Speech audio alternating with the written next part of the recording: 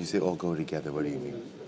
Shabbat going to be in Washington, and then you get transportation, or? No, you arrange your own. Oh, okay. Yeah, every year come and go as you want. You could stay. Right, I mean, policy conference is right afterwards. Yeah. So some people stay straight, yeah.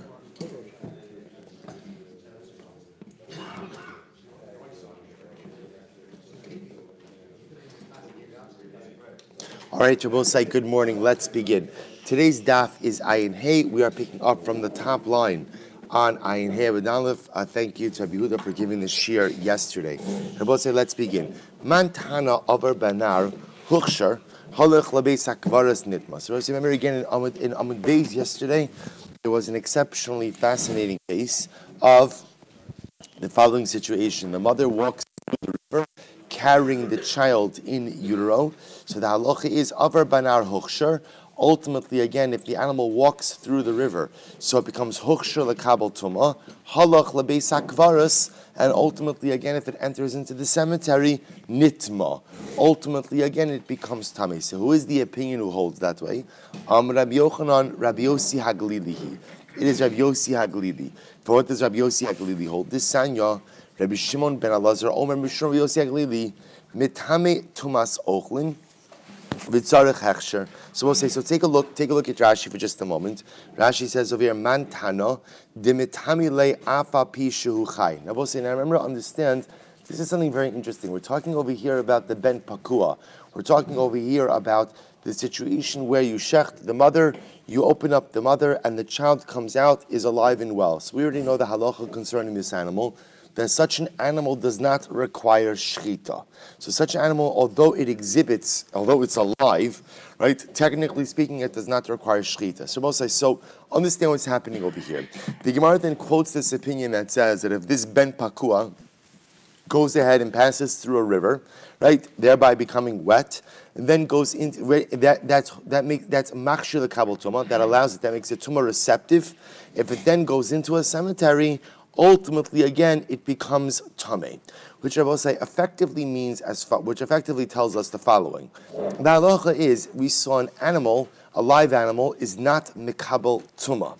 If ultimately you're telling me that this ben bakua, after it becomes wet and goes into a cemetery, is mekabel tuma, essentially what you're telling me is that what? That it's treated not like a living entity, but rather treated like ochlin, treated like food. So who is the opinion who holds this way? So the Gemara says, Shimon Elazar, Omer Shmuel Yosef Lili, B'tamei tumas ochlin, b'tzarech hechsher.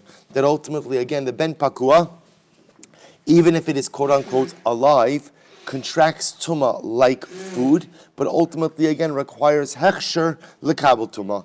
The Chachamim say, Eino mitame tumas ochlin mipnei shehu chai. So we'll say this is amazing. The Chachamim hold that halacha lemaisa a ben pakua is not mekabel tuma. Why? Because it is alive. V'chol shehu chai eino mitame tumas ochlin. And anything that is alive, ultimately again, is not mekabel tumas ochlin. So we'll say this is actually a dramatic machlokes, because what's unfolding over here is as follows. Everyone is agreeing, or I should say, no one is disagreeing in terms of the central point. And the central point was what? That halacha l'maisa, when you shech the mother and you find the living animal inside, that animal inside does not require shchita. It is nitter, it is permitted with the shchita of the mother. The shayla, the fundamental machlokes is, what is the status of that animal? Do we consider that animal as just a living animal, but because of a technicality does not require shchita? Or do we look at that animal simply as food? It's not alive. It is dead. It is a food item. What's the nafkamina? The nafkamina will be, can the ben pakua be makabel tuma while it is still alive? If you hold that halacha l'maisa is like food, then even though it's jumping around, it's food. It's food, and therefore it's makabel tuma. If you hold on the other hand that no, as a technicality that it doesn't require shchita, but halacha l'maisa it's alive, then ultimately again it will not be makabel tuma. Va'az Rabbi Yochanan l'tamei. Rabbi Yochanan goes according to his reasoning. Tam Rabbi Yochanan, Rabbi Yossi Haglili, Shammai Amru Davar Echad. because Rabbi Yochanan said Rabbi Yossi HaGalili and Beis Shammai were both of the same opinion. What did they say? Rabbi Yossi HaGalili Hadamas. Well, Rabbi Yossi HaGalili is what we just said before, that the ben pakua is metame tumas ochlin. It can become tamei ultimately again like a food item. Beis Shammai, Rabbi said, this is actually fascinating. So Beis Shammai, what did Beis Shammai say? This is not, Rabbi said, listen to this. Dogim me'emasai mekablim tuma. Now, Rabbi say, we haven't gotten into, we're going to spend some time regarding fish as well. But one thing we already know is that fish do not require shchita, right? There's no din of shchita by fish. So the interesting question is, at what point in time are fish mekabel tuma? Now, Rabbi say, what is that question? What is the Gemara really asking? At what point in time is a fish considered to be food and no longer considered to be a living entity? So, Dagim Emasai Mekablim Tuma, Beis Shammai Omrim, because I will say again, to be clear, everyone's agreeing on a central point, which is a behemah chai, something that is alive, cannot be Mekabel Tuma. The only living organism in the universe that can be Mekabel Tuma while it is alive is people, right? Everything else, animals cannot be Mekabel Tumah while they're alive. They only become Mekabel Tumah when they become food. So we saw already the machlokes by an animal, by a ben pakua. Is a ben pakua considered to be alive or dead? Is it considered to be an animal or is it considered to be food? Along those same lines, fish. At what point in time is a fish Mekabel Tumah? So listen to this. Beis Shammai Omrim, Mishayatsudu. See, interestingly enough, Beis Shammai says the fish is Mekabel Tumah as of when? Once it's trapped. Once it's trapped. Rabbi said, now what's the chap? Because once it's trapped, what? What do you have to do? Nothing. Right? Nothing. Once it's trapped, you can eat it. You can eat it. Therefore, again, as long as it's trapped, it's considered to be a food item already, and that's all. Beis Hillel omrim mishayamusu. Beis Hillel says, no. It's only once the fish dies. Ultimately, again, is it considered to be a food item? Rabbi Akiva says, Misha she'en yecholin lachios. Rabbi Akiva says, it becomes a mekabel tumah from the point in time that it can no longer live. Now, I will say, so, my benayu, so I don't understand, aren't ultimately, again, Beis Hillel and Rabbi Akiva essentially saying the same thing? Beis Hillel says it's mekabel tumah when it dies. Rabbi Akiva says it's mekabel tumah when it can no longer live. Isn't that the same thing? My benayu. Rabbi Yochanan dag mekartea ika benayu. So Rabbi Yochanan says no. The nafkamina will be if the fish is, Rashi says mekartea is mefarfer. It's like it's thrashing around. So the idea over here is it's in the throes of death. So meaning at this point in time, even if you were to throw it back into the water, it would still die. So according to Rabbi Akiva, at that point in time, it's already considered to be a food item, but ultimately, again, according to Beis Shammai, according to Beis Hillel, it would not yet be a food item. So we'll say, so what comes out over here in this fundamental machlokes is yesodistic machlokes regarding ben pakua. Everyone agrees that halacha l'maisa ben pakua could be consumed without shchita because it is permitted through the shchita of its mother. The fundamental shaila is, do we look at it therefore as an animal that is dead and food? Do we just simply look at it as food? Or ultimately, again, are we viewing it halacha l'maisa as an animal that is alive, but just because of a technicality does not require shchita? What's the nafkamina? The nafkamina ultimately will be, when is it mekabel tumah? Is it mekabel tumah while it's running around because it's already considered dead, as the shchita of the mother? Or it's only mekabel tumah when it actively, we'll call it, I guess, biologically dies? Okay, so we're going to see the Rambam in just a little bit regarding this. We now see also the same machlokes vis-a-vis fish. At what point in time is a fish mekabel tumah? So machlokes. Bayrav chista. No du bedogim simane treifa mahu. So I'll say, interesting case. What happens if a fish develops simane treifa? Now I'll say, remember again, in general, there's no din of treifas by fish, right? In other words, I will say fish, if it has fins and scales, it's kosher. right? There's no such thing as like, remember, we're going to see the example that Rashi uses is the fish develops a hole in its intestines. So we'll say, so there's no din of trephus that disqualify a fish. If it has fins and scales, no matter what internal or external injuries it has, the fish is permitted for consumption. The Gemara is asking a different shaila. If it has simani trefa, so for example, Rashi says, Kigo nikfu me'ayin Rabbi Akiva. Let's say, we'll say, halacha l'maisa, the fish develops a trefa, develops an injury that ultimately, again, it's going to die from. So you understand what the Gemara is asking over here. If it has simani trefa, so halacha l'maisa, again, can we consider it to be dead? So remember, what did Rabbi Akiva say? Rabbi Akiva said as soon as it's thrashing around to the point that even if you were to throw it back into the water, it can no longer live, it's considered to be like ochlin and is mekabel tuma. So halacha l'maisa, what happens if it has a simani trefa? Is that enough to consider it ochlin as well? So tibay leman damer trefa chaya, v'tibay leman damer trefa ina chaya. To which the Gemara says, well, see, remember, we've had this already a couple of times. One could ask this question, according to the opinion, is another fundamental machlokes. Do we assume that an animal with simani trephus has the ability to live or not? So the Gemara says, we could ask this question, Tibai the mandamar trefa chaya. You could ask this question according to the opinion who holds that a trefa animal has the ability to live. V'tibai the mandamar trefa ina chaya. And you could ask this question according to the mandamar who holds that a trefa doesn't have the ability to live. How so? So according to the opinion who holds that a trefa has the ability to live, when do we say trefa chaya, Rabbi? That's by a behema. Why? Because the Gemara says nefisha chiyusa, which Rabbi literally means like an animal, a behema has a greater level of life force or vitality. That's when you say trefa chaya. But in a smaller organism like a fish, which is already considered to be compromised just based on the fact that it cannot live outside of water, so perhaps once it develops a simani trefa, it's considered like it's dead already, would be treated like ochlin, and therefore be makabel tuma. Aval dogim delo nefisha chiyusayu lo, but ultimately fish which do not possess the same level of vitality, ultimately again would be treated like food as soon as they develop simani trephus. Or Dilma, or the other possibility is afilu manor trefa chaya, trefa ina chaya. Excuse me. Even according to the opinion who holds that a trefa cannot live, hanimili behema the yesh b'mina shchita. This is only true ultimately again with the behema where you have the halachos of shchita.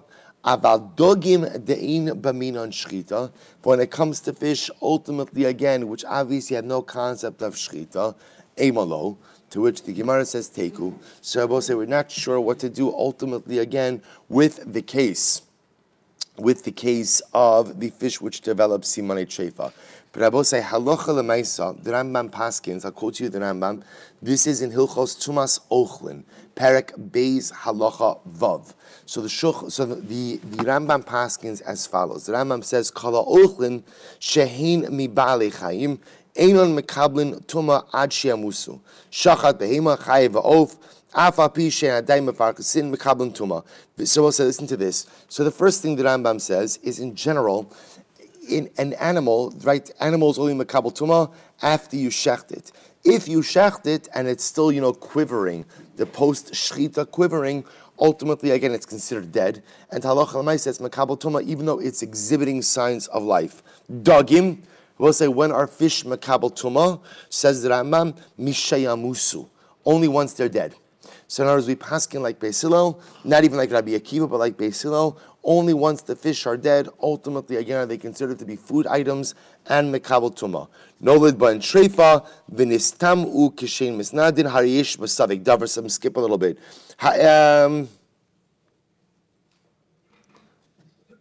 Yeah. So we're going to see. Where is the? I'm sorry. Okay, fine. So that's the halachas of fish, and that's the halachas in general, ultimately, again, by an animal. By ben pakua, we will see what happens. Ben pakua, we'll see how it's treated in just a moment. It's gonna actually, I don't want to read this to you yet, because we'll see in the next sugya. Let's go weiter. Says the Gemara, Hetila Nefa. So we'll say, here we go. So now let's say, Rashi says, the animal ultimately miscarries and gives birth. Rabbi Yochanan Amar, Chalbo kichelev behema. Ultimately, again, it's chelev, right? The chelev of the animal, of the nefel, is like the chelev of a behema. So it's actually a very interesting case. We know that chelev of a behema is aser, chelev of a chaya is mutter. The shaila the Gemara is dealing with over here is an animal miscarries. What's the status of the chelev of the nefel? Right? The chelev ultimately again of the miscarriage. So Rabbi Yochanan Amar chelbo kichelev behema. The chelev of a miscarriage, right, of the nefel, ultimately again has the same status as the chelev of a behema will be aser. Reish Lakish Shimon Lakish Omer chelbo kichelev chaya. Ultimately again, the chelev, right, the chelev of the nefel has the status of a chelev chaya and will therefore be mutter. So the Gemara says, Rabbi Yochanan Amar chelbo kichelev behema. So Rabbi say, what's at the root of this machlokes? So Rabbi Yochanan says, the chelev of the nefel is like the chelev of a behema. How so? Avira garam. Because he will say, ultimately, again, he will say that the determinant over here is what we call the avira, right? Is the being in the womb. Look at Rashi for just a moment. Avira garments right across in Rashi. Rashi says, l'shavye behema, v'chevan denolad mitzar, v'avira b'yud d'damalel chalba moter, hasam d'ol yatzla abir. Supposed to listen to this. Ultimately, again, once that nefel comes into this world, once it is born, the avira, right, the air, once it is born, it has the status of behema, and therefore, again, halacha lamaisa, its chelev will be treated like the chelev of a behema. Rabbi Shimon Lakish Omer chelbo kichelev chaya. Rish Lakish will say no, its chelev ultimately again is like the chaya, i.e. is mutter. Why? Chadashim garmi. Because I will say, what makes the animal in utero into a full-fledged behema? A proper gestational period. And if it's miscarried, that means it's coming out of the womb too early. And if it's coming out of the womb too early, it doesn't have the requisite number of months. It doesn't have the requisite number of months, and it's not called a behema. It's called something else. So in this context over here, it'll be called, quote-unquote, a chaya, which is just another way of saying it's not a behema. And therefore, ultimately, again, its chelev will be mutter. So both say, what's interesting over here is they're arguing ultimately what creates the chalos shem behema. So Rabbi Yochanan will say, birth creates the chalos shem behema, even if halacha lamaisa, it's not carried to term. So therefore, once it's born, it has a chalos shem behema, and once it has a chalos shem behema, then halacha lamaisa, the chelev is aser. Ultimately, Rish Lakish will say no. The chalos shem behema only comes as a result of a complete gestational period, and therefore, if the animal is premature and ultimately miscarried, the chelev has the status ultimately again of chelev chaya and will be mutter. Iked da amri. Others explain kaleicha de lo kalelo chadashav la klumhu. Others say no. If the animal again, I will say, is born prematurely, then halacha lamaisa again, lav klumhu means it's meaningless. In other words, it has no status. Ki pligi. So I'll say, where does the machlokes Rabbi Yochanan and Rish Lakish come up? Dahoshet yado lemai behema, v'talash chelev ben teschai va'achal. All right, so you don't see this every day. So I'll say, so what happens? So somebody is putting their hand into the womb of the animal, ripping off a piece of the chelev, right, of the animal in utero. That animal is a fully developed calf, is a fully developed behema. And what happens? You take it out and you eat it. So we'll say, so the shaila is, what did you eat? Rabbi Yochanan Amar chalbo kechelev behema. Rabbi Yochanan will say, you ate bona fide chelev, right? That's like the chelev of a behema. Why? Because chadashim garmi. Because Rabbi Yochanan will say, what makes the fetus a complete behema is what? A complete gestational period. This is a 9-month-old fetus ready to be born. It has the requisite number of months, and therefore you have eaten a legal chelev. Rabbi Shimon Lakish Amar chelbo kechelev chaya. Rish Lakish says, no, you will not be chayiv for chelev consumption. Why not?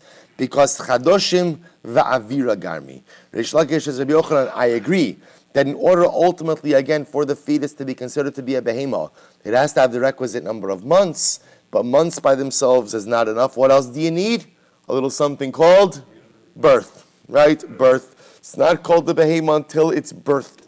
And therefore, halacha l'maaseh, if you reached in and took a piece of this fetus's chaylev, it's considered as if you're eating the chaylev of a chaya, which Shmuel says is another way of saying that the chaylev is not illegal, that the chaylev is not aser. So Shmuel says, so that's the fundamental machlokes in Rabbi Yochanan and Reish Lakish about what happens if you reach in, take a piece of chaylev from a fully developed fetus, a fully developed behemoth fetus. Rabbi Yochanan will say, ultimately, again, it is aser. Why? Chadoshim garmu. What makes the behema a behema? Complete gestational period. Reish Lakish will say you're pater, or it's chaylev chaya, he calls it. Why? Because it's chadoshim and avira. It has to be both gestational period as well as birth. Se'esi Rabbi Yochanan Rabbi Shimon Lakish. Rabbi Yochanan raised the kasha to Reish Lakish. Ma chaylev ushtei klayos ha'amuros ba'asham mutza michlal shalil. So we'll say, so Rabbi Yochanan says Reish Lakish as follows. We know that the halacha is that the obligations of chaylev as well as the kidneys that are mentioned by asham do not apply to a fetus, do not apply to a shalil, right? So the Gemara says, af kol mutza michlal shalil. So too again, all halachos that normally apply to a behema do not apply to a fetus, right? Do not apply to a fetus. So says Rabbi Yochanan, bishlama lididi hainu deitzirichkra limi ute. So according to me, Rabbi Yochanan says, it makes sense that we need a pasuk to teach us of asham to apply to a fetus. Because Rabbi Yochanan says, according to me, at 9 months in utero, that fetus is a bona fide behema. That halachos concerning an asham do not apply to a fully developed fetus. Of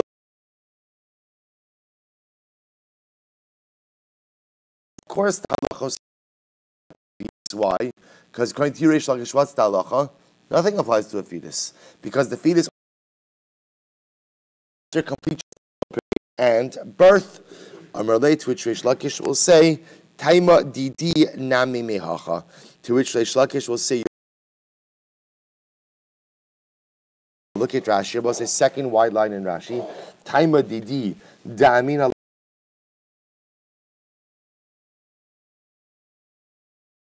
lamaisa of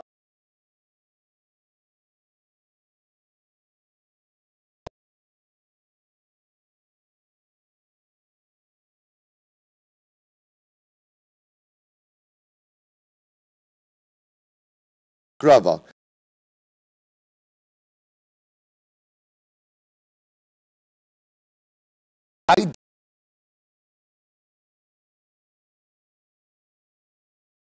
The Torah excludes the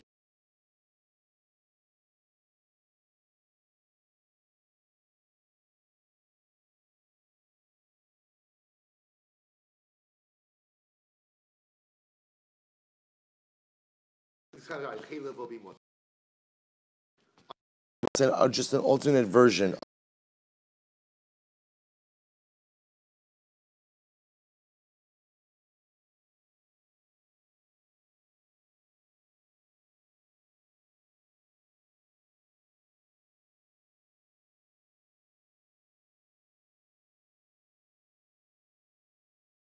Is no din of chaylev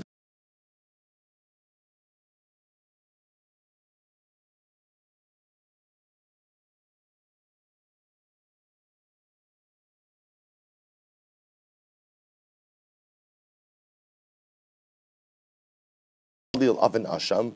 So we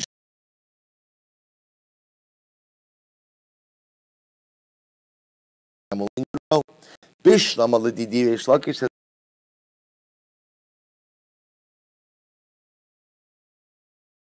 but according to you,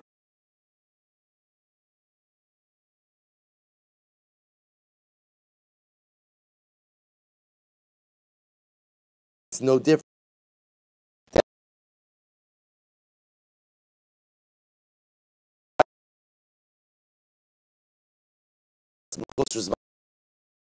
For an animal,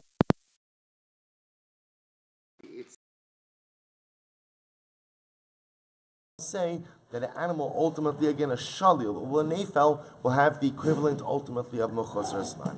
So I will say, so bottom line, how do we paskin? So the Rambam paskins like Rabbi Yochanan.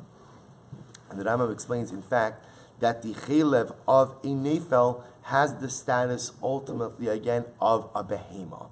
So therefore, again, if the animal miscarries, that chelev, which is part of that nefel, has the status of chelev behema, and therefore will be usher for consumption. Which I will say is part of the ongoing theme, although kind of we kind of like to play this both ways, where ultimately sometimes the nefel is part of the mother, sometimes the nefel is not part of the mother, or I should say sometimes the uber is part of the mother, sometimes the uber is not part of the mother, but at least into this halacha, if the mother miscarries the child, the chelev, ultimately again, that is part of the nefel, halacha lemaisa, has the status of chelev behema and will be usher for consumption. Good. Rabbi Ami. Hashoch etes jav. So we'll say, so far again, two very important pieces of halacha. First of all, again, an animal is not considered to be ochel until it dies. That's considered to be true ultimately, again, for an animal after shchita, for dagim. Halacha number two is that the chelev of a nefal has the status of chelev behima, and therefore be asr ba'achila. Right, Rabbi Yamin. Hashochet es hatreifa, another very interesting case. Someone shechts a treifa. I will say, we're varying this up a little bit. We have an animal which is a treifa, going back to our ila treifas days. Whatever, you could fill in the blank, whatever the treifa is. It has a hole in its lungs, right? It has a perforation in the membrane of the brain, whatever it is. So what happens? Shochet es a treifa, matzah ba ben tes chai. And I will say, this is very interesting. You shech the treifa, you open it up, and what do you find inside of the treifa?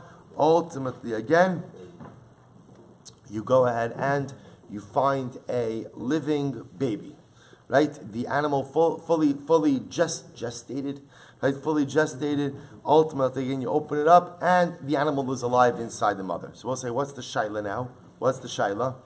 Was that uber permitted with the shchita of the mother? You see, in a classic case of ben pakua, what's happening? I'm shechting the mother. The mother is permitted for consumption, and with the license to consume the mother comes the license to consume the child, the baby. In this case, over here, Rabbi says it's a little bit different. The mother is a treifa, which means what? You're not permitted to consume her, right? But halacha l'maisa, the shaila is, what about the fetus in utero? So watch this. So Rabbi Ami says, "Ashochid es hatreifa matzah ba ben teschai." So you shech the treifa, you find inside it the ben teschai. So this is actually very interesting. L'divrei ha'oser matir, l'divrei ha'matir oser. So what says very interesting. So Rabbi Ami posits, in general, the one who says, in general, that the shchita of the mother does not permit the uber. So this case it'll work well. Why? Because ultimately, again, he says the uber and the mother are really two different entities. That works beautifully in this case. Why? Because even though the mother is a treifa, the uber is totally fine. You'll have to shech the uber on its own. But l'divrei hamatir oser. But in general, the one who says that the uber is nitar with the shchita of the mother, ultimately, again, in this case, it will be aser. Why? Because halacha l'maisa, if the uber is nitar with the shchita of the mother, if the mother is not permitted with her own shchita, certainly what? The uber will not be permitted with that shchita as well. Rava says no. Rava Amar, l'divrei hamatir nami moter. Both say, Rava now advances an incredibly important shita. Rava says that halacha l'maisa, everyone will agree in this case that the uber is mutter. But how is the uber going to be mutter? I will say only how? You're going to have to shecht the uber on its own. Why? I will say this is incredible. Dalid simanim ach shabei rachmana. I will say Rava advances this incredibly dramatic idea, namely that there are 4 different simanim that you could use to shecht an animal. We'll say now what we're advancing now is something dramatically amazing. The halacha of ben pakua, Rava suggests, tells you as follows, that when you shecht the mother, the uber can be permitted through the shchita of the mother. But that does not mean to say that what? That the uber cannot be shechted on its own. So in a situation where ultimately, again, the shechita of the mother is not good, then what? Then what? You can shech the uber on its own. So both say, by the way, so the Gemara is illustrating this with a treifa case, but you could easily illustrate this with a different case. What's the different case you can illustrate this with? You shech the mother and what? You batch the shechita. The shochet batches the shechita. So what does that mean now? That the uber is not good? So Rava will say no. What it means now is you need to shech the uber on its own. Both say this phrase is going to be one of the most important phrases we're going to see. Dalid simanim achsha birachmana, which means literally, again, the Torah permits 4 simanim. We'll say, what are the 4 simanim? The kana and the veshet of the mother, the kana and the veshet of the baby, of the fetus. So what Rav is saying, we'll say, is incredible. The Din of Ben Pakua says that there's a novelty. The novelty is that the uber could be permitted through the shechita of the mother. But if for some reason the shechita of the mother is not available to us, either because the mother's a treifa, or because you batch the shechita of the mother, it's okay. If those 2 simanim are not available, good news is that what? 2 more simanim available. Which 2 simanim? The 2 simanim ultimately, again, of the baby, of the fetus. Look at Rashi for just a moment. Last Rashi in the daf. Arba simanim. Heteirohu de Rabbi Beirachmano. This is an additional heter that the Torah is marbe. Mikol ba behema tochelu. Shem ratza ochlo b'shchita simo. If you want to eat the ben pakua to the shchita of the mother, you have the ability to do so. Avalim tzarechu l'shchitas atzmo. But if at the end of the day the ben pakua requires its own shchita, kigon shalil shal treifa, shochto umuter, shuniter bebeis midalit simanim, o beveshet v'kana shalo, o beveshet v'kana shalima. So we'll say this is incredible. So therefore it turns out that a ben pakua, Rabosai, has the opportunity to be permitted through 4 simanim. But it only needs 2 of those 4 simanim. Either the 2 simanim of its mother, or its own 2 simanim. But if for some reason the shechita of the mother is not available to me, ultimately, again, the shechita of the uber itself will permit the ben pakua. Incredible. Amar Rav Chisda, hashochet es hatreifa matza ba ben tes chayv. So Rav Chisda says, person shechs a treifa, and he finds inside of that treifa a living, fully developed fetus. Amad beis. Ton shechita. Ultimately, again, that baby, right, requires its own shechita. We'll say, why is that? Look at Rashi. Ton shechita la'atiro ba'achila de b'shechitas imo treifa eno niter.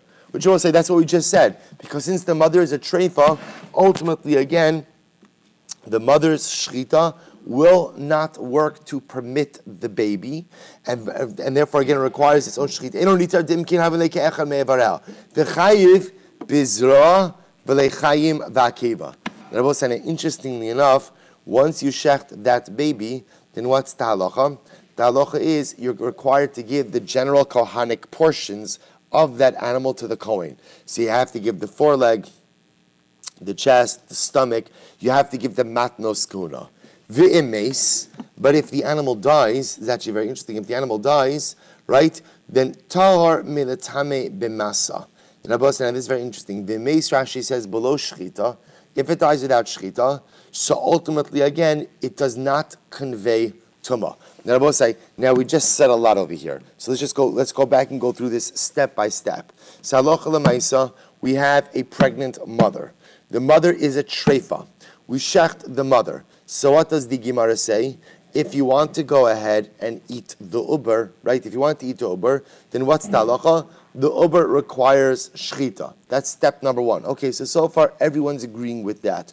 Uber requires its own shchita. Number 2, the uber, once you shechted, is going to be chayiv in all of the matnos kuna, the kahanic portions. Number 3, if the uber dies, ultimately, again, without shchita, halacha l'maisa, it does not convey tumah. Now, I just want to show you the interesting peculiarity over here. If the uber dies without shchita, why does it not convey tumah? So Rashi already says, because it was permitted with the shchita of its mother. So we'll say, understand the novelty in that statement. It was permitted with the shchita of its mother, and that's what? Remember, we saw before, when you shecht a treifa, what's the maila of shechting a treifa? The maila? It doesn't convey tumas nevela. So what the Gemara is saying over here is as follows. The uber is not going to be permitted for consumption with the shechita of its mother, because the mother is a treifa. And therefore, again, it needs its own shechita. But if the uber dies without shechita, then what? It's the shechita of the mother does prevent it from becoming an avela. Incredible. To which the Gemara says, well, understand what you're doing. You're mixing and matching shitos. So Amrli Rava. So let's analyze this. Ta'on shechita kiman. So when you say that the uber requires shechita, whose opinion does this reflect? That's Rabbi Meir. Right? That's Rabbi Meir. Right? Because they're both saying, the Gemara is assuming over here that the Chachamim would hold that uber, what we're going to see, we're assuming the Chachamim hold that uber is already considered to be shechted by dint of the shechita of the mother. So we'll clarify this in just a moment. So you tell me now that uber requires shechita, like Rabbi Meir, but yet you tell me that if the uber dies without shechita, it does not convey tumah, right? It does not convey tumah through masa. Whose opinion does that reflect? That's kirabanan. Rabbi say that's like the shita of the rabbanon. Ula tamech. So Rabbi say we're mixing and matching shitos. Ula tamech, but using that same logic. Hadutani Rabbi Chia hashochet esa treifo motzaba ben teschai. If you shechted a treifa and you find inside of that treifa a ben teschai, you find inside of that treifa a living, fully gestated animal, taon shchita. Ultimately, again, the animal requires shchita, and you have to give out the matnas kuna, and ultimately, again, if the uber dies without shchita, it does not convey tumah. So let's analyze this. Taon shchita, tell me the uber requires shchita. Kiman Rabbi Meir. V'meis, about that reference to view Rabbi Meir. V'meis tar milatame masa, and ultimately, again, if it dies, it doesn't convey tumah. Whose opinion is that? Kirabanan, halokashya. So listen to this. So halokashya, Rabbi Chia im kivar matzu meis ka'amar. Rabbi Chia was saying something else. Rabbi Chia is talking about a case where ultimately what? When do we say that if it died, ultimately again, it doesn't convey tumah?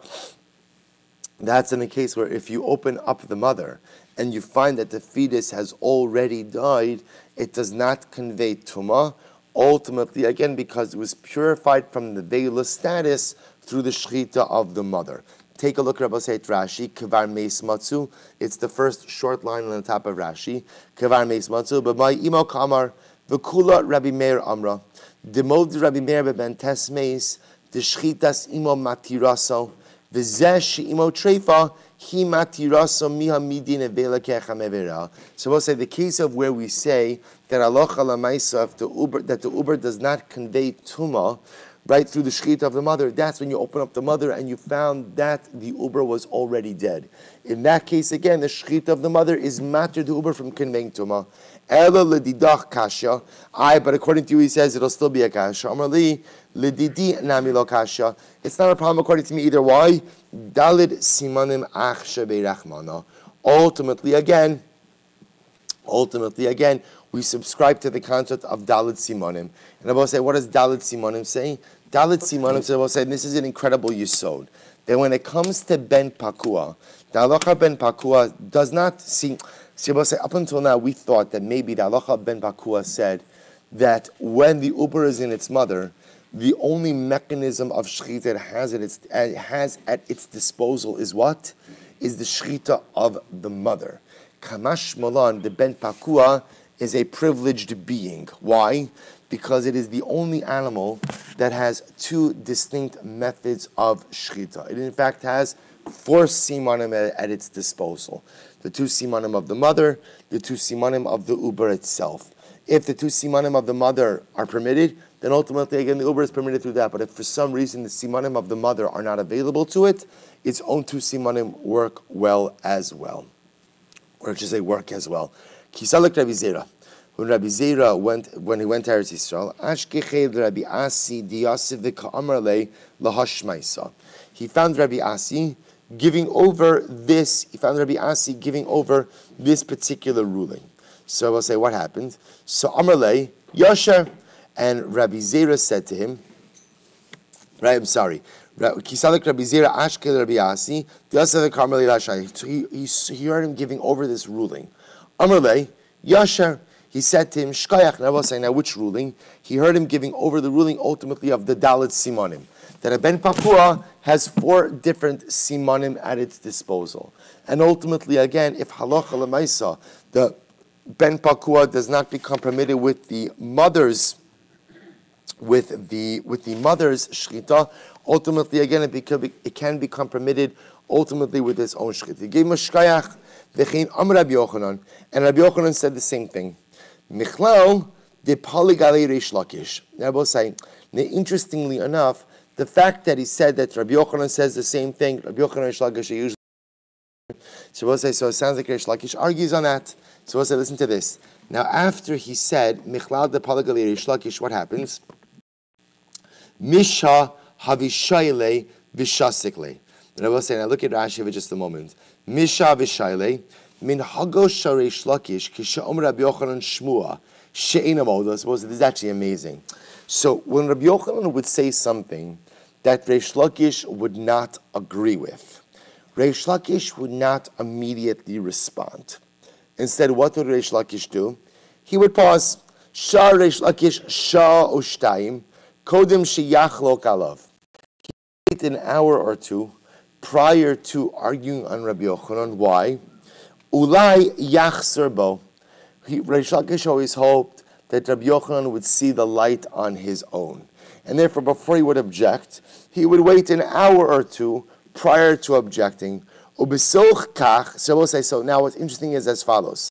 So Rabbi Yochanan said his shita, and now the question was, did Reish Lakish argue or not? So we'll say, so in general, the way it worked with most of these Tanam and Amoraim is that if there was a machlokis, what would happen?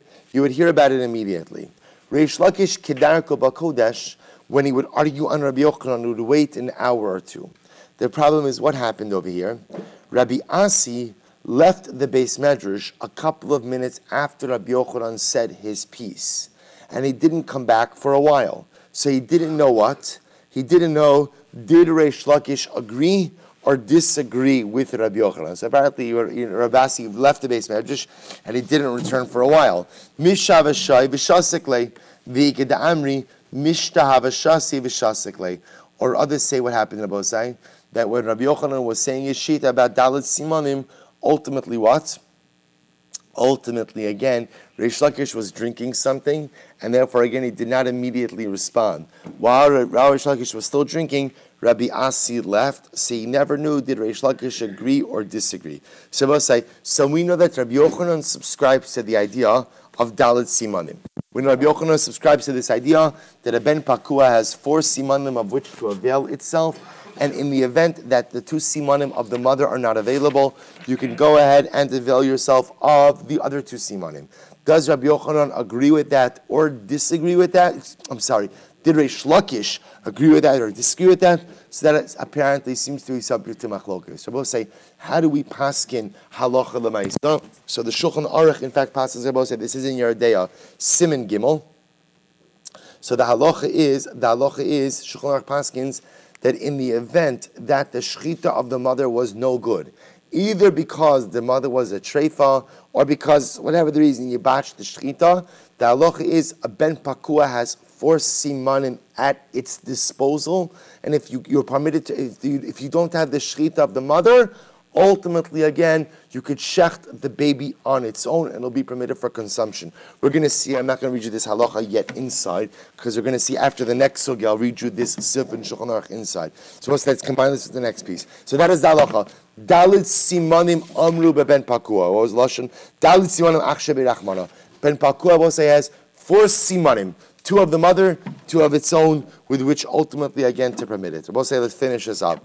Rabbi Shimon Shizuri Omer Afilu. So we'll say, remember again, going back to the Mishnah, we had a dramatic statement to Rabbi Shimon Shizuri. So we'll say, so Rabbi Shimon Shizuri said as follows: if you have a ben pakua, and I will say what happens. Rabbi Shimon Shizuri said, Afilu ben chamish shanim v'chorish basada shchitas imo metarasa. So we'll say, remember again. Rav Shimon Shizuri says is incredible. If you have this ben pakua and it's 5 years old and it's running around, or you're using it to plow the field, and you decide one day that you get hungry, right? And that ben pakua looks good. What's the halacha? No shchita. No shchita is considered to be dead already. It's considered to be geshacht, and therefore, again, you are permitted to eat it without any formal shchita. So listen to this. Says the Gemara, Sahaynu Tanakama. I don't understand. They will say it's easy that Rav Shimon Shazuri is just giving a more exaggerated form of the Tanakama's opinion. Right? The Rabbanan hold the same thing. I will say, what does Rav Shimon Shazuri essentially say? That the ben pakua is permitted with the shchita of its mother. He's just giving a more exaggerated application of this same halacha. So what does it matter if it's 1 hour old or it's 5 years old? It's the same thing. To which the Gemara says, no, there is an afkamina. Amr afkana, hifris al gabe karka ike benayu. Rabbi said an afkamina between Rav Shimon Shazuri and the Tanakama is what happens if the ben pakua walked on the ground. That's hifris al gabe karka. The ben pakua Rashi says, hifris amad al parsosav. It stood on its own legs. So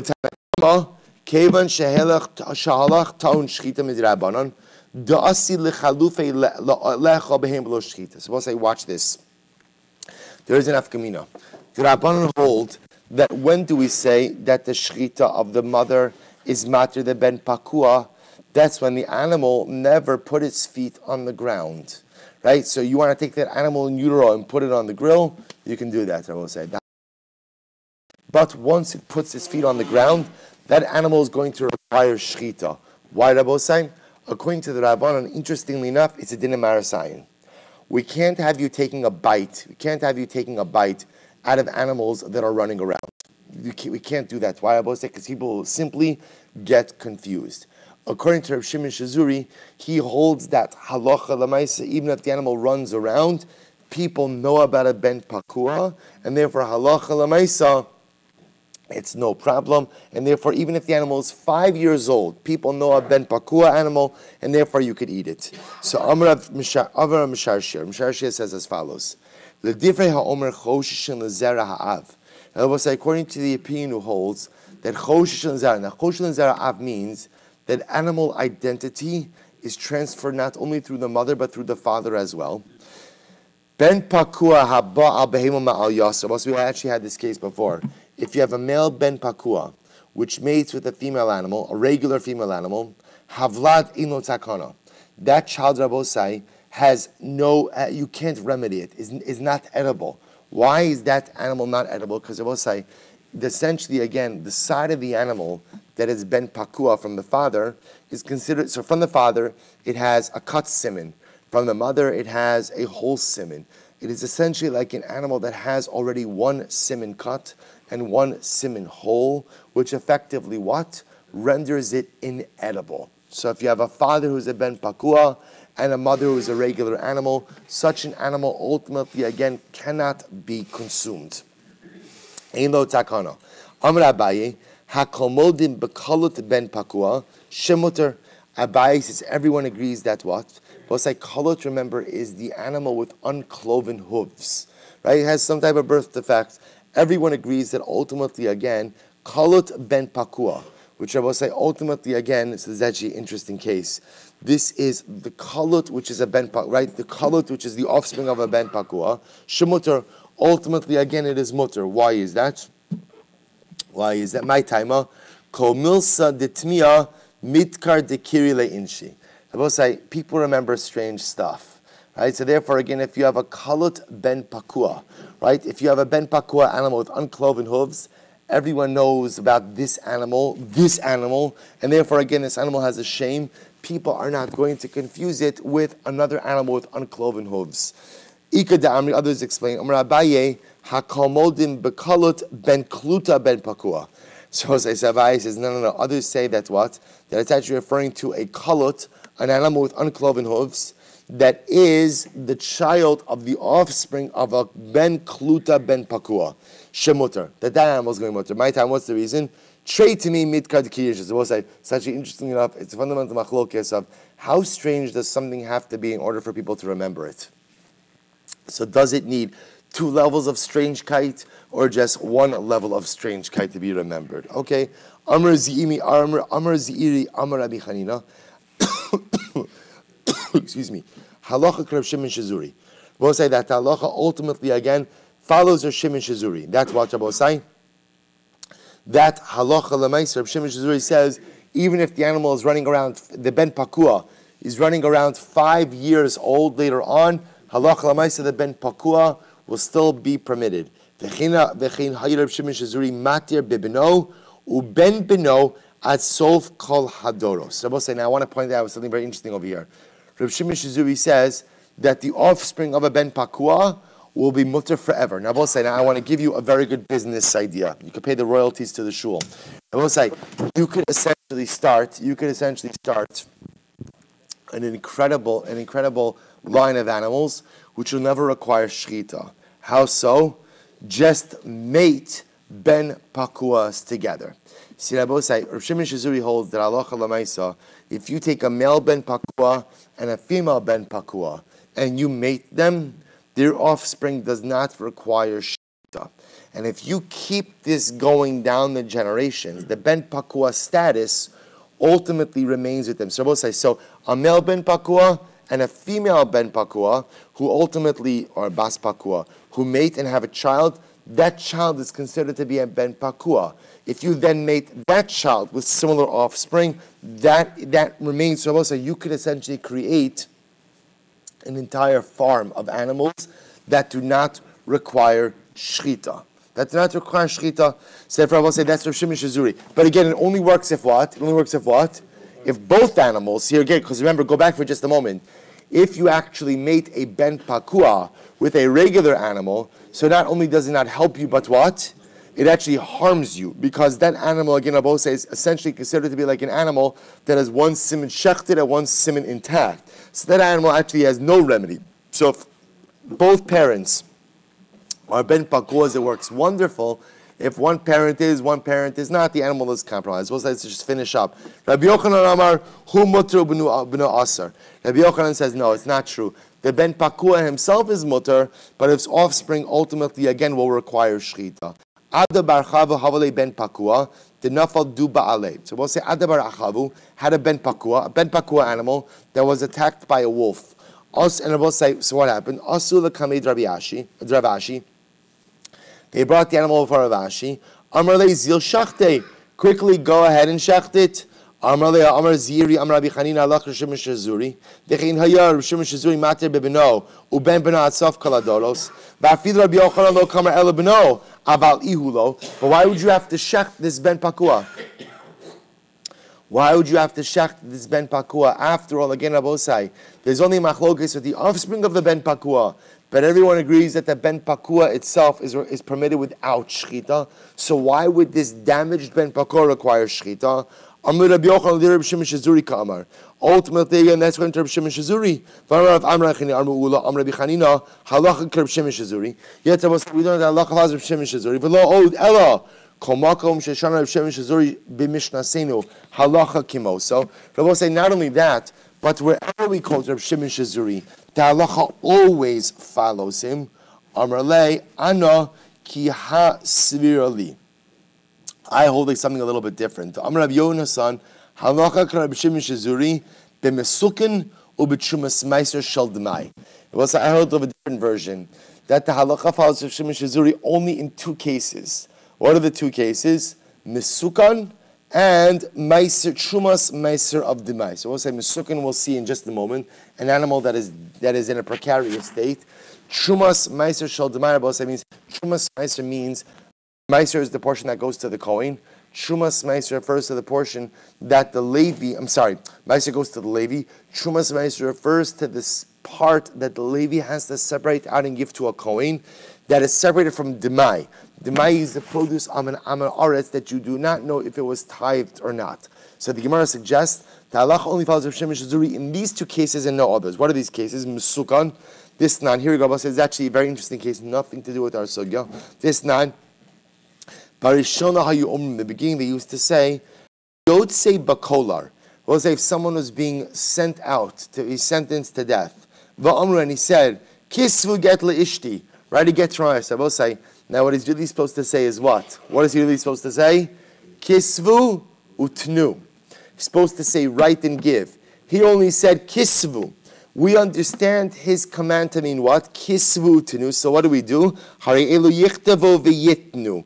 Right? Ultimately, again, we write and give. Rabbi say, why do we do that? He didn't say give. He just said write. We assume that what? He meant write. He meant give also. But he's what? He's a little preoccupied, right, with being executed. So because he's a little preoccupied with being executed, ultimately, and we understand what his true meaning was. Chazru lomar af ha-mefarish vayotze b'shayara. So I must say, we went back and we said, included in this case is what? Someone who's going out for a long journey, or someone who's going out to the caravan. If he says, kisvu get l'ishti, write a gift for my wife, we understand what he really means is what? Write and give. That's Rav Shimon Shazuri. What's the next case? Rav Shimon Shazuri Omer Afa Musukin. Rav Shimon Shazuri says also, even in the case of a person who is in a precarious health situation, he's dangerously ill, and he says Kisvu get l'ishti, or he is in some type of danger, right? Rashi says Musukin misochelyo. He's dangerously ill. If he says Kisvu get l'ishti, we understand Kisvu means what? Means what? Kisvu utenu. What's the second case? Trumas meiser shal demai disnan. Trumas meiser shal demai. Rabbi say if you have trumas meiser of demai shechazra limkomo that got mixed in with the rest of the produce. Reb Shimon Shazuri Omer af bechol. Even if it's not Shabbos, shoalo, you can ask the Ama Aretz, did he tithe the produce or not? And if he says yes, ochlo apiv, you could believe his testimony. So the Gemara says, so both say we have two different versions. Some say we always follow Rav Shimon Shazuri. Others say we only follow Rav Shimon Shazuri in this case. But I both say, I know you're waiting with bated breath. How do we paskin? They both say this is incredibly amazing. Here's what we do know. We do know that halacha lamaisa, a ben pakua, is permitted ultimately again with the shechita of the mother. That we know. Right? That's we know we paskin that way. Number two, we paskin dalid simanim. The ben pakua actually has the ability to avail itself of 4 simanim, 2 of the mother or 2 of its own, if for some reason the shechita of the mother is not good. What about this last machlokes, Rabbosai? To what degree does the shechita of the mother permit the uber? Reb Shimon Shazuri says forever. Even if that ben pakua is running around, it's 5 years old, it's playing with its friends, and you decide that you get hungry, you can take a bite of that ben pakua, and absolutely no problem because it was nitter with the shechita of its mother. The Rabbana say absolutely not. Once that ben pakua puts its feet on the ground, it requires its own shechita. The only time that it's permitted with the shechita of its mother is when mamish she grab it from inside the mother, you can eat it right then and there.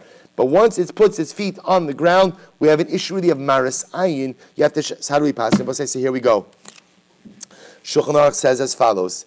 Shulchan Aruch says, this is in Siman Yud Gimel Siv Gimel. Imlo shachat ha'ein elakara, v'chein shachta v'nesnavla, b'yada oshinim teis treifa, ima uber bentes chai ton shchit l'atzma v'niter ba. So that's number 1.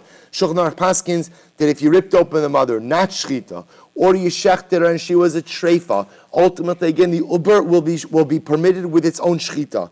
V'imhu bentes meis o bentes chai harei za'aser. V'achshav, he says, ein lahatir shum vlad haninsa bebeima ima im treifa v'lo mahani le'shchitas atzmo. Fine, so let's listen to this. Shulchan Aruch paskins like the Rabbanon, that ultimately again, if the uber puts its feet on the ground, it will in fact require its own shechita. That the permit, the license ultimately for ben pakua is when only dafka in a case where you're taking it out of the mother. But if halacha lamaisa parsa, ultimately again it puts its, it will require its own shechita al tzmarasayin. We'll stop over here for today.